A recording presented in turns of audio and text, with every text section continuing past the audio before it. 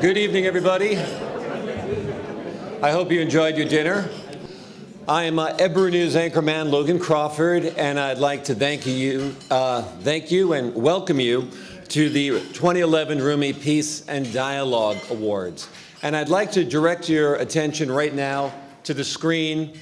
We've got a little visual presentation to show you, tell you a little bit about Rumi Forum and what the organization does. Jalaluddin Rumi, whose words of wisdom have throughout the ages brought people of all backgrounds together. Like Rumi, Fethullah Gulen, a world-renowned scholar, thinker, and activist, has throughout his life encouraged the coming together of people and ideas to help overcome prejudice, ignorance, and misunderstanding, in the hope that those concerned with humanity's plights can unite around common ideals and venture towards a better tomorrow. Fethullah Gulen has met with the late Pope John Paul II, the Greek Patriarch Bartholomeus, the Chief Rabbi of Israel, and the Armenian Patriarch. And now it is my great honor to welcome Emre Çelik, President of the Rumi Forum.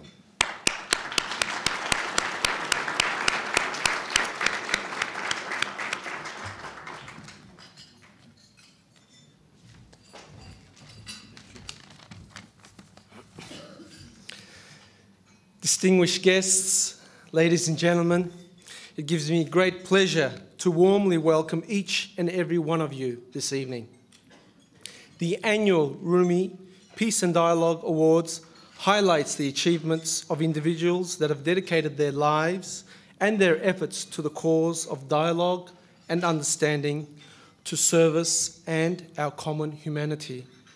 The Rumi Forum, founded in 1999, around the ideals of the famous Sufi thinker and poet, Rumi, hopes to bring together people of different backgrounds around the ideals of serving society and increasing social harmony through projects of engagement, education, and dialogue, while overcoming ignorance and prejudice both at an intellectual and grassroots level. Mr. Fethullah Gulen, our honorary president, has motivated similar organisations around the world that espouse these very same shared values within the framework of democracy and respect for all humanity. We endeavour to serve all in the Washington, D.C. metro area and the Mid-Atlantic region through our 10 chapters. Tonight, we are here to commemorate and reflect upon the successes and the examples of our award recipients.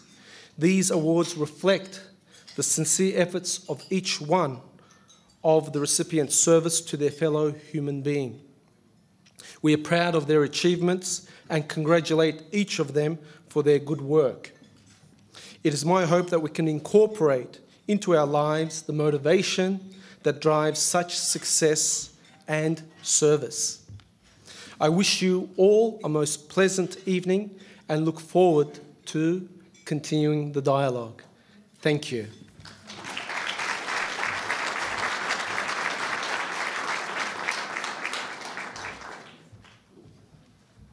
I would like to share with you now some greetings from the DC Council Chairman Kwame Brown. He writes, "Dear friends, thank you for your kind invitation to join you this evening for the 2011 Rumi Peace and Dialogue Awards. Unfortunately, due to scheduling conflicts, I am unable to join you for this most important and worthy occasion. I am, however, keenly aware of the important work that the Rumi Forum does in fostering interfaith and intercultural dialogue, stimulating thinking, and exchanging opinions on supporting and fostering democracy and peace all over the world. Tonight, you will be awarding extraordinary individuals and organizations who have greatly contributed their time, energy, leadership, and dedication to the causes of dialogue, understanding, peace, and community service. I applaud your commitment and wish you continued success. Sincerely, Council Chairman Kwame Brown." And now we begin our award ceremony with the first award of the evening. It is the Extraordinary Commitment to Public Service Award. Please welcome to the stage Ms. Zinat Rahman, Director of the Center for Faith-Based and Neighborhood Partnerships at UCED, to present this award.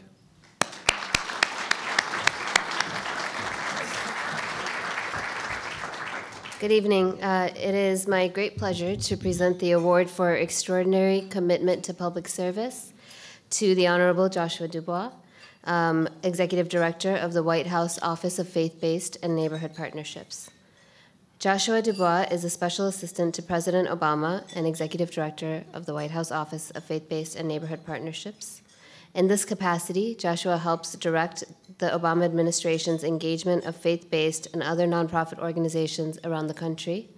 One of President Obama's longest-serving aides, Joshua previously served in then-Senator Obama's legislative office, and he led religious affairs, the Religious Affairs Department for the 2008 Obama presidential campaign. Joshua is a noted expert on the intersection of religion and public life, and his work has been profiled in the New York Times, Washington Post, CNN, and many other publications. He came to the Obama world after having worked on Capitol Hill and was an associate pastor at a small church in Cambridge, Massachusetts. Joshua received his master's in public affairs from Princeton University's Woodrow Wilson School and a bachelor's degree from Boston University. Joshua was raised in Nashville, Tennessee, something I know that he's very proud of. Joshua, your dedication and support of faith communities and service through your office's important policy goals of supporting and promoting economic recovery, maternal and child health, responsible fatherhood, and of course, interfaith dialogue and cooperation have inspired all of us here tonight. And it is why the Rumi Forum is presenting you with the Award for Extraordinary Commitment to Public Service Through Faith 2011. Please leave it.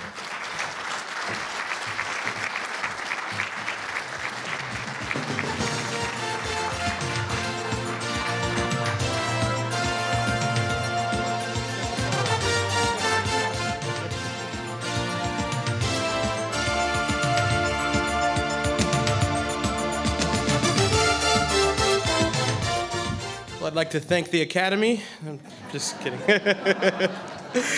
So, thank you so much, Zinat, and thank you for your tremendous work at USAID and in so many other capacities. Zinat's a good friend, and we've worked together for a long time. I also want to thank some wonderful folks on our staff at the Faith-Based Office who are here tonight and who've really shaped President Obama's approach to interfaith dialogue and cooperation. Alexia Kelly, somewhere here, John Kelly, Mara Vanderslice, and other folks. Friends, it is my deep honor to accept this award from the Rumi Forum. Since 1999, this forum has been at the forefront of advancing interfaith cooperation and understanding in our nation, and really around the globe as well. So I'm truly humbled that you would recognize me in this way and deeply appreciative of this award. You know, cooperation among people of different faiths is a principle that's near and dear to President Obama's heart. In his first job in public life as a community organizer on the south side of Chicago, he worked with folks from different religious backgrounds to strengthen communities and ease the suffering of families who had fallen on hard times. And when he entered into the presidency, the president did so acknowledging that religious diversity in our country has always been a hallmark of this nation, and he committed himself to advancing interfaith cooperation through service, however he could. And I'm glad to say that this administration, through the Office of Faith-Based and Neighborhood Partnerships, through our State Department, and through other institutions, has really done just that.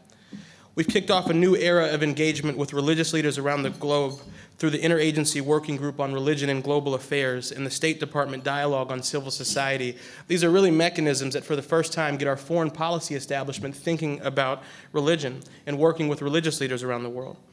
Through the President's Faith-Based Advisory Council, we've created recommendations that push our government towards encouraging interfaith cooperation.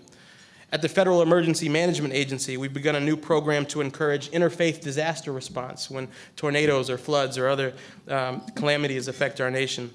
Our Secretary of Agriculture is engaging interfaith groups on hunger issues, and our faith-based office at USAID brought diverse religious groups together to respond to the earthquake in Haiti.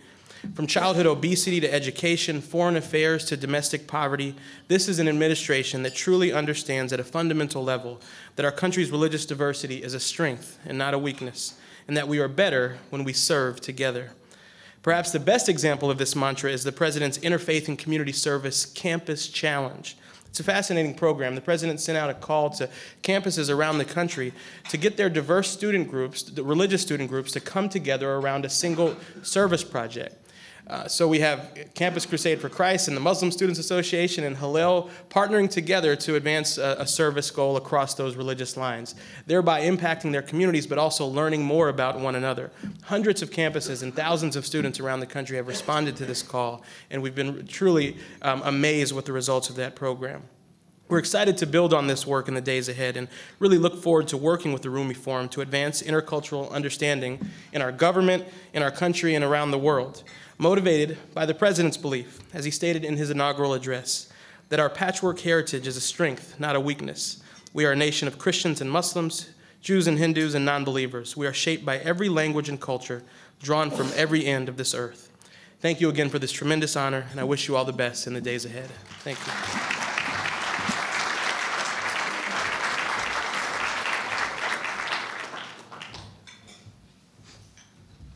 Our next award this evening is for extraordinary commitment to dialogue and reconciliation. And let's welcome back to the stage Emra Celik, President of the Rumi Forum, to present this award.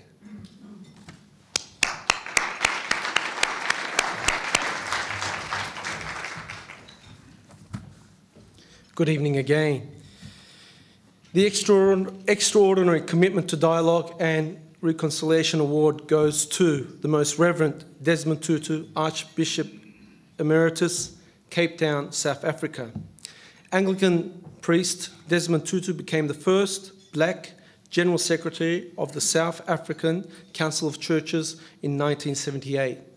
He called for equal rights for all South Africans and a system of common education. Tutu encouraged non-violent resistance to the apartheid regime and advocated an economic boycott of the country.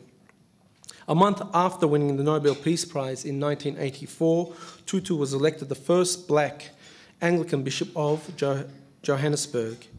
In 1986, he was elected Archbishop of Cape Town, the highest position in the Anglican Church in South Africa. In 1989, he led a march to a whites-only beach where he and supporters were chased off with whips. In 1995, he was appointed as chairman of South Africa's Truth and Reconciliation Commission by the then President Nelson Mandela to investigate apartheid-era crimes. Today, Archbishop Tutu is regarded as an elder world statesman with a major role to play in reconciliation and as a leading moral voice. He has become an icon of hope far beyond the church and Southern Africa. Throughout his life, he has been known preeminently as a spiritual leader, caring deeply about the needs of people around the world, teaching love and compassion to all. I'd like to now call upon, if we could please welcome, Ms. Naomi Tutu. Ms. Tutu is the third child of Archbishop Desmond and Leah Tutu. She is an international speaker on race and gender justice. Ms. Tutu.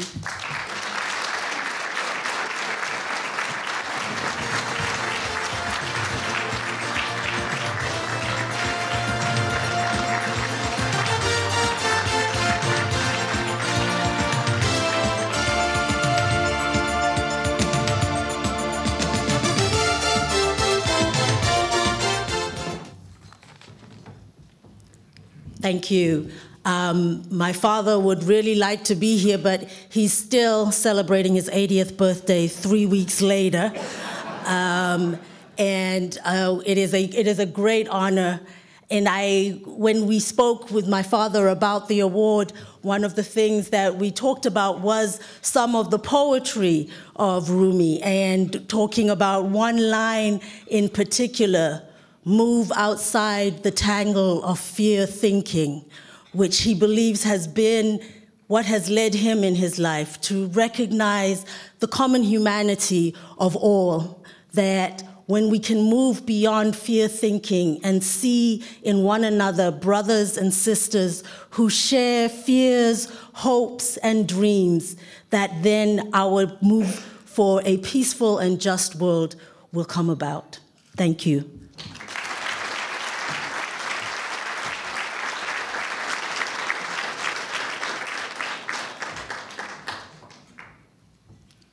Our next award this evening honors extraordinary commitment to educational services. Let's please welcome to the stage Dr. Jack Goldstone, Director, Center for Global Policy at George Mason University and member of the Rumi Forum Advisory Board.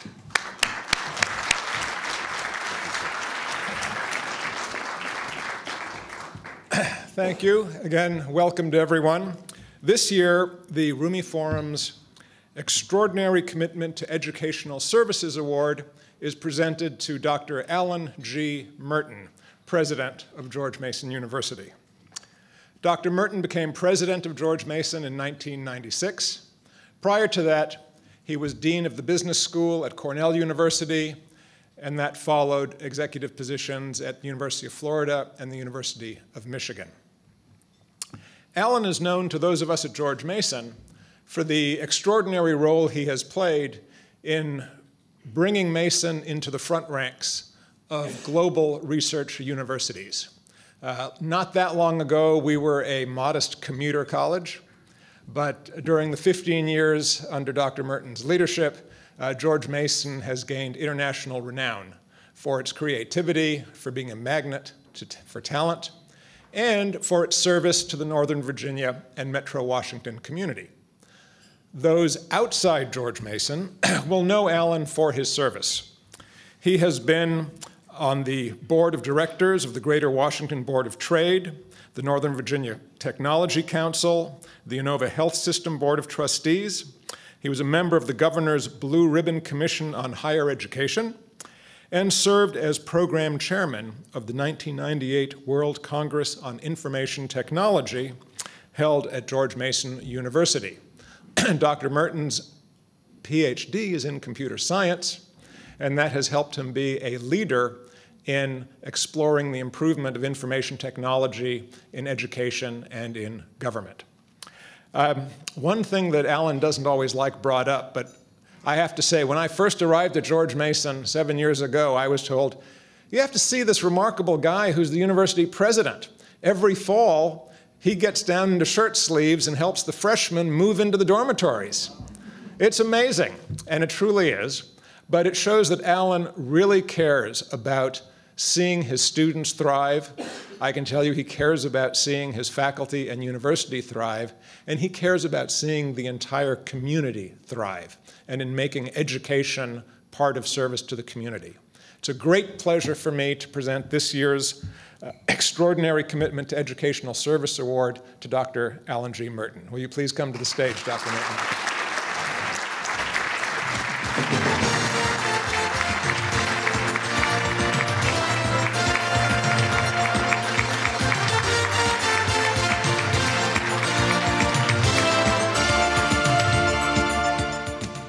Thank you, Jack, and thank you to the Rumi Forum. I accept this incredible recognition on behalf of my wife, Sally, behalf of my son and daughter, and behalf of 33,300 students at George Mason University. We at George Mason University are proud of many things. Personally, I'm most proud of the fact that we have students from over 140 countries. Students who come to George Mason University more and more because of the diversity of the university. How do I find that out? I find that out when I'm helping with moving in. I ask the simple question of parents and the young man or young woman, why George Mason University? And more, it's because of the diversity of our student body. The students recognize the value in that. I'm known for being a storyteller, and let me tell you two real quick stories. In 1974, I was working for the United Nations in Hungary, in Budapest, Hungary, teaching Hungarians how to teach computer science. It was the early days of the computer revolution, and a group of us, small group of us, were asked to go on behalf of the UNDP to Hungary to teach computer science. You can envision 1974 in Hungary was a slightly different environment than may exist today in Hungary and a lot of other parts of Eastern Europe. Our daughter, age 2, was learning how to speak, and it was this mixture of Hungarian and English. But she was doing quite well at it all. We weren't doing as well. shocked by this different environment, living behind the Iron Curtain, as my mother and father reminded me when we left. It was a very different environment. And one day, Melissa, in this mixture of Hungarian and English, came to us and she said, "Mom and Dad, can we get a cica?" Now, for those of you whose Hungarian's a little weak, cica is the Hungarian word for kitten. And I looked at her very firmly, and I said, "No, we can't get a kitten until we're home." And she said, "We are home." I thought, oh my God, she gets it, and we don't. It made us understand better that we were citizens and had to become citizens of the world. Jump ahead to 1984. I was teaching at a business school in France, in Fontainebleau, France, and spent a year there. It was a great experience in living in France. And we were coming back on a flight to the United States. And I'm sitting on one side of the aisle with our son, Eric, who was in ninth grade, 14-year-old ninth grade at the time, and Sally was sitting on the other side with Melissa. And I made what I thought was a strategic error. I said to Eric, "What did you learn during the year in France?" All of a sudden realized he had girlfriends from around the world, and he had learned how to drink wine and all these different things. But it was too late. I said, "What did you learn during the year?" He looked at me and he said, "I learned two things can be different from one another without one being better than the other." I leaned across the aisle and I said, "Sally, it worked." Because whatever had happened, whatever Elsie had learned, that concept of difference doesn't imply better. The need to be able to understand and be able to associate with differences, and tolerate. I don't like the word tolerate. Tolerate is not what we're after. It's something way beyond tolerance. I'd like to close by saying I'm very optimistic about young people today. They get it, and it's our job as maybe more senior people to make sure that young people have an opportunity to not only learn about how to deal with differences, but how to, in a sense, be a leader in dealing with difference. Thank you to the Rumi Forum.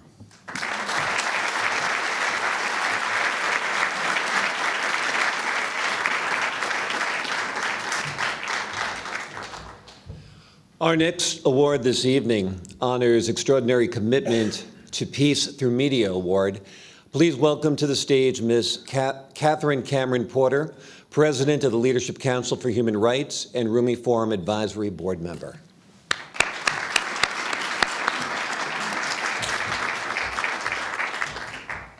Wow, what an evening, what an antidote to political Washington.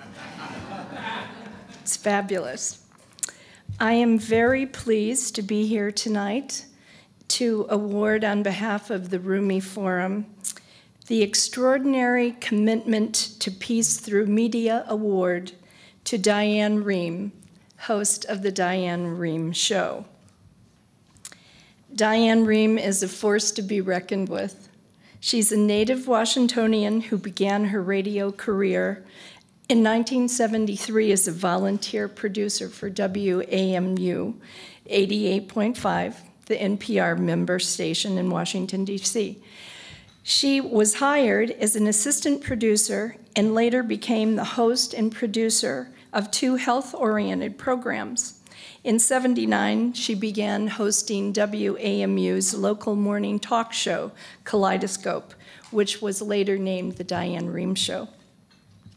The Diane Rehm Show was named to the top 10 list of most powerful programs in public radio in 2007 and 2008, based on its ability to draw listeners to public radio stations.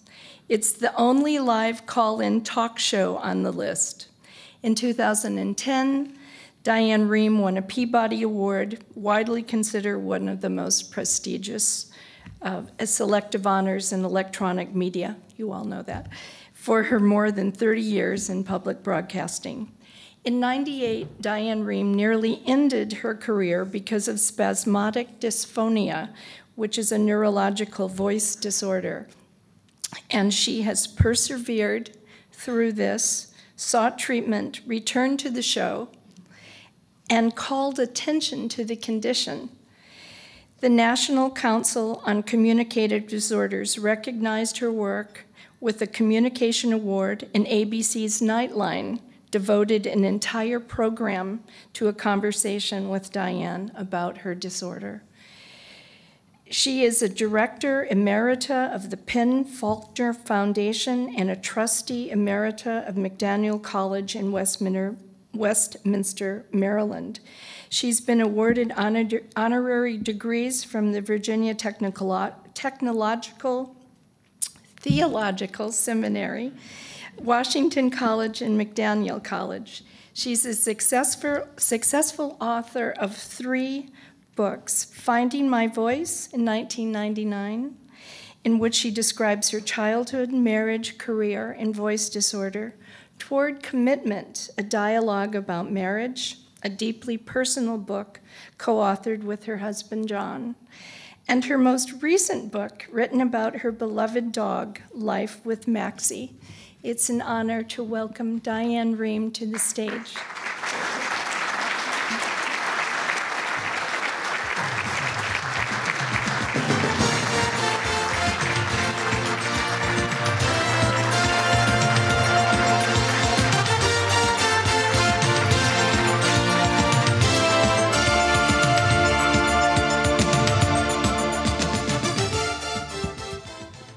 Thank you, Catherine.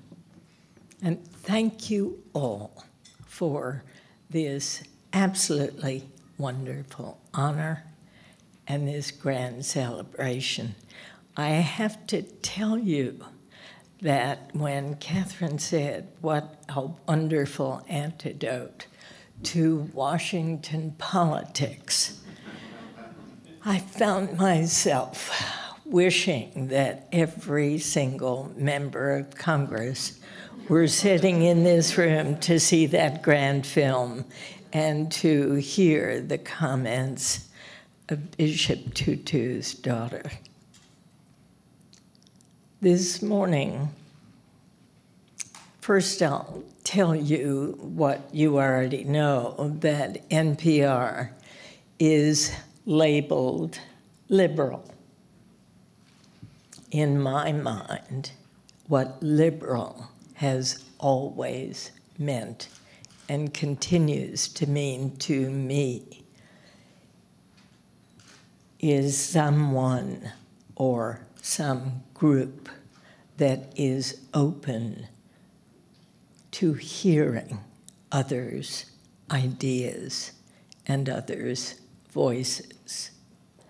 This morning, Pat Buchanan was on my program to talk about his belief that America is in suicide mode because it has welcomed too many diverse voices, religions, ideals, ethnic backgrounds into this country. It was my deep dedication to making certain that he could say what he chose to say on my broadcast, even as I sat there cringing. But it's important for all of us to hear these voices that sound with anger, with hostility, and for some, with joy. I'm so thankful and grateful to the Rumi Forum for this honor. Thank you all so much.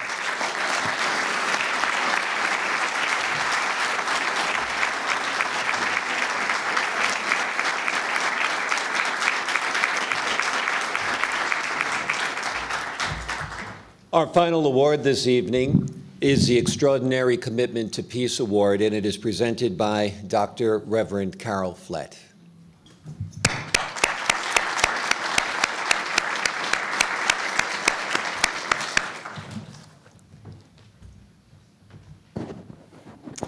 Thank you. I am here and proud to present, on behalf of the Rumi Forum, the Extraordinary Commitment to Peace Award to a colleague, a friend, and a partner in ministry. The Right Reverend John Bryson Chain serves the diverse Diocese of Washington, which includes parts of Maryland, includes 98 Episcopal parishes, including St. Albans, where I serve. And I'm proud to be able to have worked with Bishop Chain over the last few years in interfaith dialogue. He is one of the initiators of what is known in the sort of local interfaith community as the Abrahamic Roundtable, which includes Dr. Akbar Ahmed from American University and Rabbi Bruce Lustig from Washington Hebrew. And then it was expanded to include other Christian, Jewish, and Muslim scholars. And I had the privilege of trying to facilitate that roundtable, which was often challenging.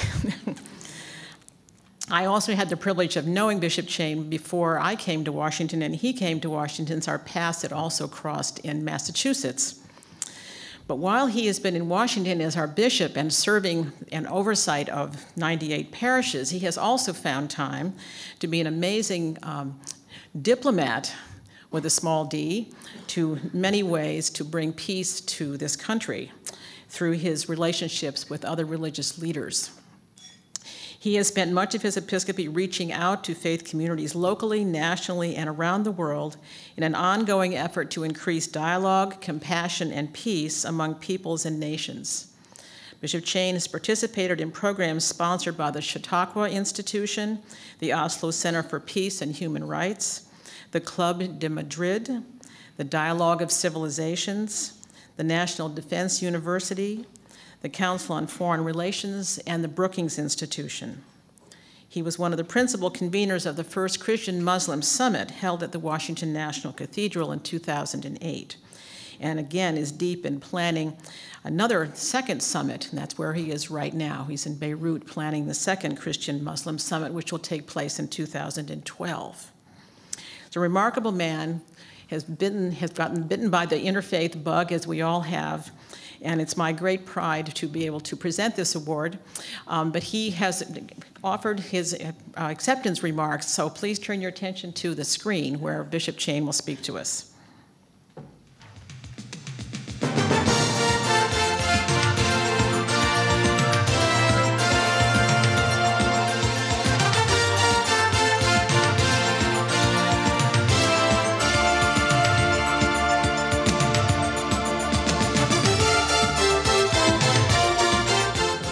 I'm deeply honored and feel more than undeserving for this significant honor that's being presented to me tonight. The award for peace and interfaith conversation and dialogue is a significant award, and basically it's an award that so many others have been doing so much better than me. So I must say I'm very humbled by it. I accept it. But I accept it on behalf of so many people that I have been working with and will continue to work with. The role of religion as it gets played out today in so many of the trouble spots of the world is extremely important for diplomats to understand, as well as the common person who tries to follow these events on a day-by-day basis. The role of religious leaders is to address the term of compassion in the conversations they have with their contemporaries in Islam and Judaism and Christianity. But it's also to embrace the concept of reconciliation, and reconciliation for me means the search for a peace that passes all understanding. That's the quest, at least in my religious tradition, and it has been a passion of mine ever since I was ordained to the priesthood some 38 years ago. So as you all gather this evening, I will be in Beirut, Lebanon. I will be meeting with Sunni religious leaders in that country, planning a summit that will take place in Beirut next February that would bring together Shia and Sunni clerics and scholars from around the Middle East together to continue to address the issues of violence against Christians and Muslims, both in the Middle East and Islamophobia in the United States. The Rumi Forum has stood as a gathering place and a very, very important voice in the search for common ground. I am honored to be receiving this significant honor tonight, but I'm more honored by having had the opportunity, and I prayerfully hope the continued opportunity, to work and serve with the Rumi Forum. So may the God of all creation bless you all, and many thanks. And as we continue our work in the Middle East, I always would ask for your prayers as I keep you all in my prayers.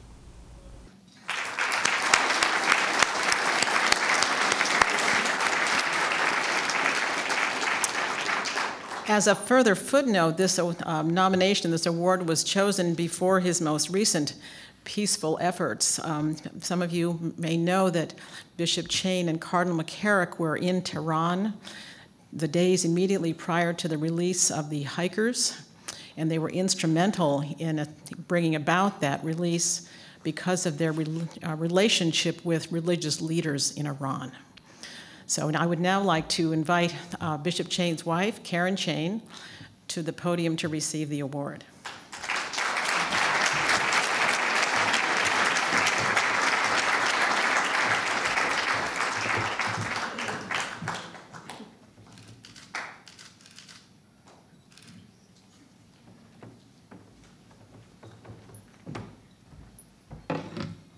He was very sorry he could not be here with you tonight, and he does send his love and prayers to you all. What he wanted me to say to you was to thank you all for the work that you do for the interfaith community, and so I do. Thank you.